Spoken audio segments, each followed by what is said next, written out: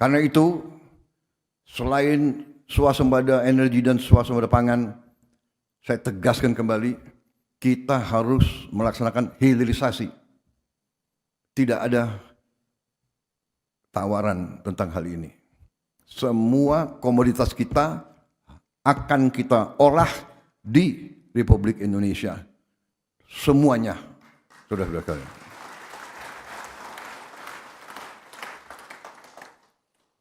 Saudara-saudara sekalian, pendidikan dan kesehatan kita tempatkan sebagai prioritas juga.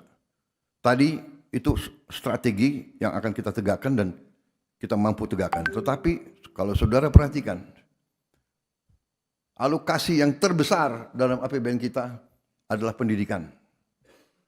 Kalau tidak salah, ini adalah alokasi terbesar dalam sejarah kita. Saudara-saudara sekalian, banyak negara alokasi pertamanya, alokasi terbesar dalam APBN adalah pertahanan. Demikian Amerika Serikat, demikian India. Alokasi terbesar adalah pertahanan.